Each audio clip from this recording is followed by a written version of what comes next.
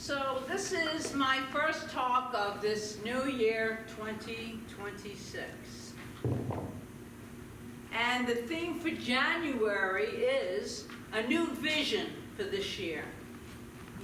So I really want us to go into not only what is the vision for this new year, but what is the theme that goes with that vision.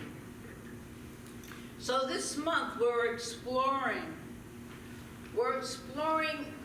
how we can live a life that really works for us, where we can fulfill what we came here to do. Because each one of us has a divine purpose within us that's waiting, if it's not being expressed already, to be expressed.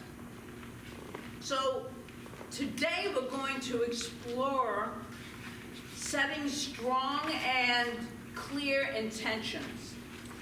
Intentions for living our lives. Scripture tells us, this is the day the Lord has made. Let us rejoice and be glad in it. Each day, we do our best. We wake up. We give thanks for what we can do, the light that we can shine in this world. No matter what situation is taking place in our personal lives and in our global families' lives, we hold that strong intention of being the healing light. Because I truly believe that. It's what we can do. It's what we can do. So this day today, we have an opportunity to begin anew. Of course, we have that opportunity at any time, but it seems that when the calendar year changes, people start thinking of things like resolutions and New Year's resolutions and things like that, but we do it more consciously as that month changes or that year changes. So I want to be very clear that what we are not going to do today is we're not going to talk about self-assessment and compare what worked last year and what we could do this year, and then make these really strong resolutions of how we're going to live our life for the next year. If we're serious about the process of living life and setting intentions, not resolutions, because resolutions to me is self-sabotaging. Usually, not always, there are people that actually follow through fully on their intentions. But usually we sabotage ourselves and we give up. We stop. So have you ever heard the saying, may your troubles last as long as your New Year's resolutions? Because I've never made a resolution myself because I just know me. But I do make intentions, and I make an intention every day to be the best me that I can be. So, what is called for really is a change in our belief. The belief systems that are operating within us. And they are, a lot of them, most of them, the majority of them are subconscious beliefs that are so deep within us. And we can bring them to the light through awareness. But if we have adopted the worldview that we are individual beings separate from our source and separate from each other, then that's the consciousness right now in the beginning that you need, or we need, to change. I've already changed it. I know there's only one here, one presence. One light, one consciousness, one energy, one God, whatever you want to call it, there is only one here. And that works for me so well, so well. I facilitated many, many times a class called the Four Agreements. I'm sure you've all heard of that class and taken it. And if we could just practice, I can't even practice them all, I try, but think about it. I mean, the Four Agreements, how much freedom we would have. Be impeccable with your word. Never take anything personally. Wow. That works. Never make assumptions. That's got to be one of my biggest ones. Never make assumptions. Oh my goodness. And then the action agreement. This one is my easiest. Always do your best. That one, I can kind of do that one the best out of all of them. But we try.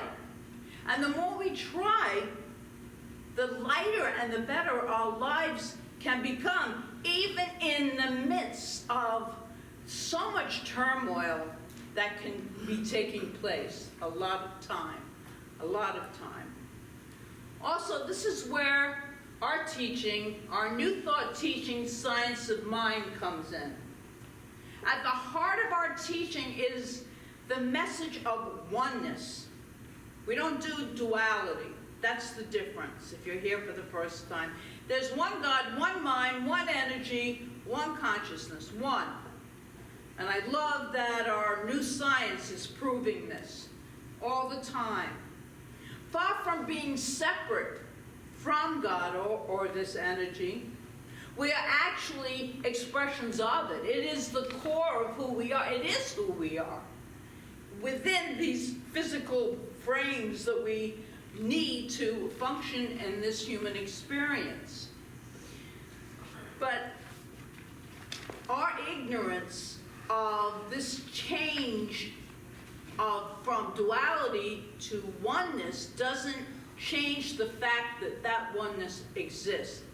That is the core of our teaching, that there is only unity, there is only oneness, in spite of it. I know it all looks different. But think about it. We're all going to shed our human bodies, right? We're going to leave them. Well, we're not going anywhere, really, because everything is interconnected. Everything is interconnected, so that truth of who we are cannot be separate from anything. And that gives me so much solace, and it really gives me a lot of peace. At any moment, we can wake up to this truth. The message of all the great mystics were basically the same. And as the reading, which I hadn't heard before, was so beautifully pointed out, all these different religions and spiritualities and mystics are all saying the same thing. And the Buddha came. The Buddha, his big message was, I am awake. And this is the essence of what Jesus was getting at when he said, we are born again. We're born again every moment of our lives if we but knew it. We're born again to make a new choice, a new decision, a new way to live, a new way of being on this planet.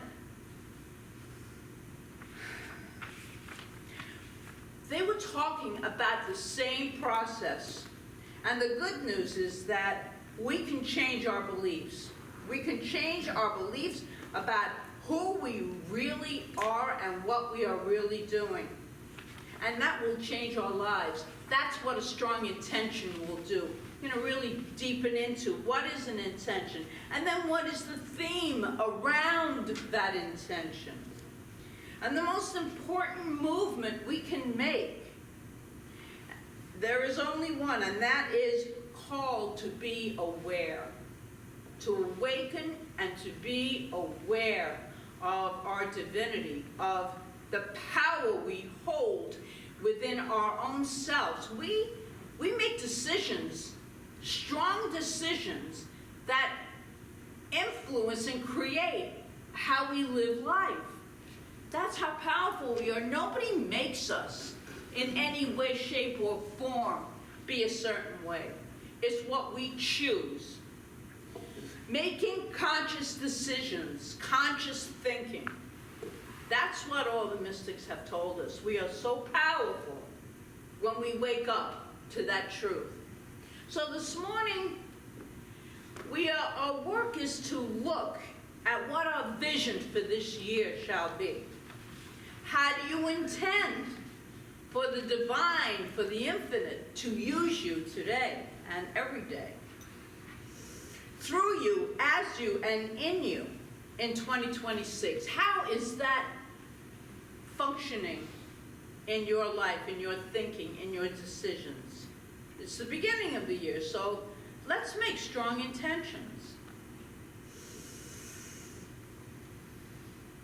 And not plan what you're going to do this year, but set the strong intention and then look at what unfolds from that. So we're going to be going into that a little more this morning. And in addition to that, we're going to look at one question, an important question. In what atmosphere and energy do you want this intention to express itself? What does that even mean? What atmosphere? That's what we're going to explore also this morning. Not only for you, but for the spiritual center. We want it to evolve. Hey, we just signed a new 3-year lease. If you didn't know, how would you know? We just signed a new 3-year lease, so we're not going anywhere for 3 years. I can tell you that right now.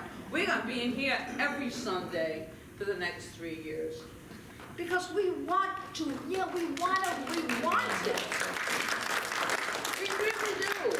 This is where we're supported. This is where we're fed spiritually. And hopefully in many other ways as well. So I want to spend a few minutes looking at the power of intention. So Dr. Wayne Dyer once wrote, intention is a force that exists in the universe as a field of energy. Most of us know that everything is energy. It's a field of energy. Intention is so strong, so strong. Ernest Holmes, the founder of religious science. There is a power for good in the universe and you can use it. Now, good can be interchangeable with God. They're talking about the same thing. The truth is, we all came into this whole human experience with the same raw material, right? We all came in. We all had whatever gifts we're carrying within us at birth. We came in with them. It's the raw material. It's let's call it the God stuff. It's what we do with it that matters. So I want you to think about that question. This question. What is God's idea for the raw material that is my life? What is God's highest idea? I'm going to explain that later on too. We're going to be doing a lot later on.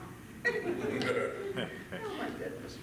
So you really get to decide. That's the thing that people don't realize. Nobody told you. You can decide what to do with your life. It's your decision. Most parents, I know there are many exceptions. We have consciously aware parents here today that do not teach that to their children. They teach them that they can be anything they want. They can decide whatever they want. And that's so powerful. That is such a powerful way of bringing children up. It really is. There was recently an article, a couple of years ago, published in the Scientific Journal that I just want to give you an idea of how interconnected we are. So this is it's a little heady. Science is proven, and as most of you know, I'm studying quantum physics. This will be my 90th week. I don't think I'll ever stop. In a class that I'm in, it's on Zoom, thank God. He's in California. Fantastic teacher. And science is proving over and over again as metaphysics and physics comes closer and closer together. It's all consciousness. Quantum physics has already arrived at that conclusion. Everything is consciousness, which means we're all connected. No one is really, no thing No thing is really separate. Everything is connected. What happens to one particle here affects a particle that could be 200 million light years away. That's how interconnected we are. So let me get back to this article in the journal. It's the power of intention, and it alters matter. Scientific proof that human intention raises local symmetry in the substratum of space. Bear with me. Substratum just means the thing, the foundation underneath everything. So your intention underneath that, there is a strong foundation. It supports it. Substratum. The article discussed a series of experiments by Dr. William A. Tiller that pretty clearly show that human consciousness changes space. What looks empty is full. Dr. Tiller's experiments began by this isn't true. This is an experiment he did. Okay, imprinted electrical devices with a specific intention. The imprinting on these electrical devices was done by 4 very experienced meditators, and these people were highly managed people. Yep. Then the device that was imprinted with the intent was wrapped in aluminum and sent by overnight shipping to a laboratory 2,000 miles away, where it was placed next to the target experiment and turned on. For example, bear with me, I don't usually talk about science, so I'm just giving it a stab here, just to show you how we can do anything that we want and how connected we truly are. So once that electrical device was imprinted with the idea of raising the pH level of water, so when that device was turned on in the vicinity of a jar of water, the expectation was that the pH in the water would be raised. They were looking for at least a full pH, which is a pretty big number in the science world, if possible. And they were, in fact, able to achieve that with this electrical device that had been imprinted with 4 strong intentions of raising the pH in the water. And it was 2,000 miles away. So the interesting thing was that in the water's pH state, simply through the vicinity of this electrical device, they had been imprinted with that intent and were able to raise that pH. But when the same experiment was repeated over and over, that really significant effects then began to show. So they used this device which held these intentions, because thoughts are things. We teach that thoughts are things. When intent is repeated in the same space, eventually it becomes permanent. So think about your intentions, repeating them and living them over and over fully, consciously, until they become a pattern within us. And when that happens, the law of physics in that space no longer operates as it did before. So our old behaviors can be released and replaced with something we intend, that we want in our lives. So for a meaningful analogy, here's one for you. There was a time when it was humanly impossible to run a 4-minute mile. Nobody could do that. That was the belief at that time. But once that barrier was broken, it became the norm. One person broke it, changed everyone's concepts. And they kept running that same experiment over and over. And Tiller said the laboratory began to become conditioned so that the result would happen more strongly or more quickly, and eventually it would happen even after the device was no longer in the room. In one of the spaces they used, the alteration in space in the room remained stable for well over a year, and it's still going strong. So author George Leonard, he wrote Field of Human Potentiality. Ultimately, human intentionality, he said, is the most powerful evolutionary force on the planet. This is what I'm getting at here. Human intention is the strongest force on the planet. Our thoughts are so strong when we fully embody them and believe them and use them, execute them. This morning we're going to harness this power for ourselves. And even for Joyful Gathering Spiritual Center, knowing that we are all evolving, because we are, but we're evolving in a direction that brings us great inner peace, greater peace of mind and happiness. Why not? So what do I mean by an intention and then a theme? Well, first the intention, and then a broad intention for your life. The intention you're looking at, the what. That's what an intention is, the what. What do I want? What is it? What do I desire? And by broad intention, I mean what, such as, I'm going to give you some examples. I intend to go deeper and higher in spirit, is broader. I intend to see the divine in everything. I intend to live from a place of real unconditional love. These are just examples. I intend to express God's abundance in all areas of my life. I intend to experience an awakening of consciousness, waking up to who we truly are. I intend to live my divine purpose.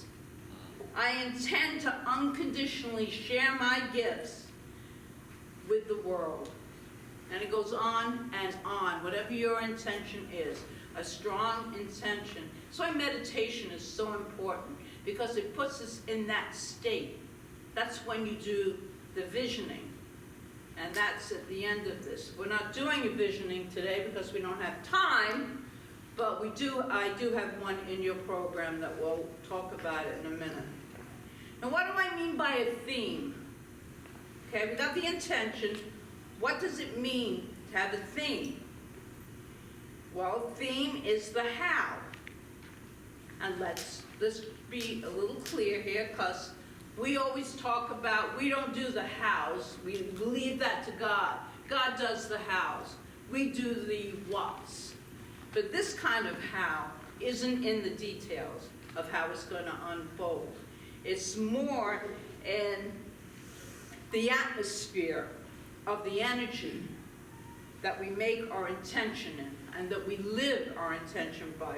For example, I intend to go deeper and higher in spirit while living, moving, and having my being in peace. So the theme for the year is peace. I intend to be an ambassador of God as I experience unshakable faith and confidence. So the theme for this year is faith and confidence. I intend to seek God in everything in an atmosphere of profound peace. So the theme would be profound peace. We set our intentions through the themes. And an intention, seeing God in everything. I intend to live from a place of real, unconditional love as I experience harmonious relationships. So the theme would be harmonious relationships. Is that making sense? Yes. Yeah. To some people. Okay.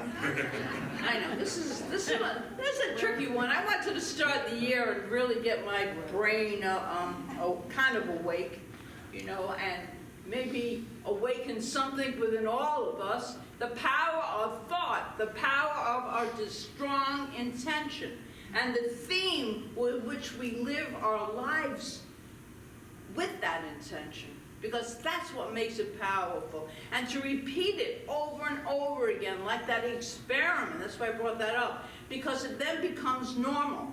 It then becomes something we don't even have to think about. We are it. We are it. And we have a process, an internal process for tapping into your intention and theme for 2026. And that's what I have in the bulletin there. I have the visioning questions, which I usually do at the beginning of the year, but time won't allow it. So I want you to do it at home. I want you to do it at home. And does everybody have it? I don't have it, but there's 5 questions in there. Don't begin the visioning for your intention until you have meditated or been in the quiet for at least 5 or 10 minutes. With breath work, with just clearing the space, clearing your mind. And then what's God's highest vision for my life in 2026? What is the divine intention for me? Because I have a gift, you have a gift, to bring it alive, to bring it to life in 2026, and to stay there, and to be unshakable in it. So, an idea, an intention, a decision is like a piece of mail. It really is. Because think about your intention, you're dropping it into your subconscious to shift it, because the mind is thinking, the mind is subconscious and only a little bit conscious. So we want to change the subconscious that doesn't work, that a belief that we learned a long time ago that doesn't serve anymore. It's always like a piece of mail. You drop it in the mailbox, right? And you know that the message was delivered and the result's on its way. You know that the piece of mail dropped in the mailbox is going to wherever you sent it to. So after you have set your intention and theme, release it. You're going to release it to the divine substance, the law. We call it the law. It's that substance, unformed substance. If we think of God as energy, it's always evolving because it's substance. It's energy. And that's what we are. We are pure energy. So after dropping that letter in the mailbox, do you stand there and wait for the carrier to come and pick it up? Watch to see that they safely put it in their truck? Follow him or her to the post office? Tail the letter through the storing process? No. And it's the same thing with our intention, with our thought. Once we release it, when we do spiritual mind treatment, which is affirmative prayer, we don't sit there and question it. We don't dig it up to make sure that the root's taking hold. We have to release it fully and completely, knowing the law is doing the work for us. So, the same is true as the mail for our intentions. We release it. And in your visioning sheet there are questions for you to answer. And I will tell you, these are very powerful. Maybe I'll do one later this month, a visioning right here, because we usually do it up here, and I ask those questions. But you can do it for yourself. When you get quiet, when you feel a connection with whatever, the space around you, when you are clear, you ask yourself these questions, and then you write them down and close your eyes again, and then write the next answer when it comes through. So instead of doing the visioning though, I do want to do a spiritual mind treatment and affirmative prayer for us all, so that we can release whatever is holding us back from manifesting our vision for our lives, that we actually release anything that is in the way of it coming into manifestation. So I ask you to join me in this prayer, just by relaxing and closing your eyes and just taking a really deep breath. And exhale. I speak this word in absolute clarity for each and every person here. I know that each one is a pure, energetic form of the divine. There is no separation. There is only this unified field of infinite potentiality.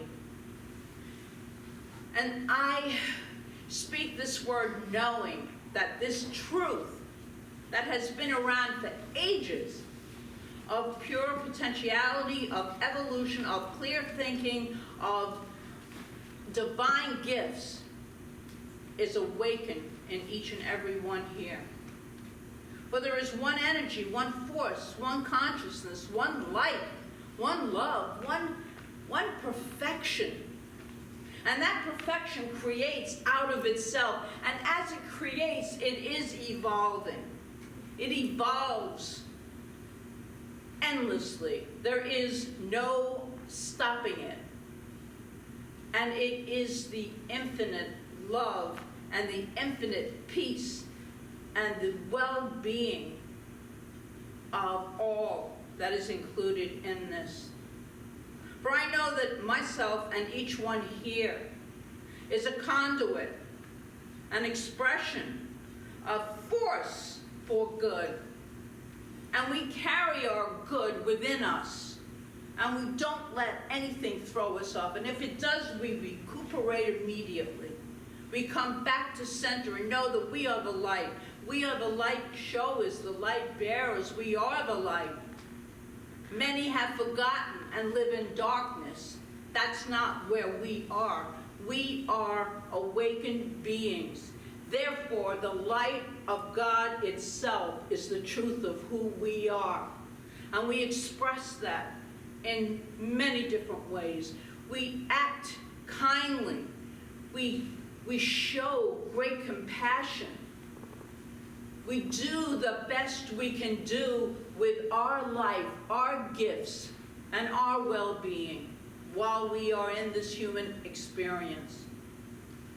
And in this new year, the intention, everyone's intention here, is being acted upon immediately when it is done with that full belief that this is so. It is acted upon and brought into manifestation in each one's life. If it's peace, there is peace. There is a deep peace. If it is love, which is the glue of the universe, it holds all together, then it is that divine love that saturates our being. If it is wholeness, health, then we know that we are healing. We are absolutely always healing from old beliefs, from any injuries, from any sickness. We are healing our physical bodies as well as our mental, spiritual bodies.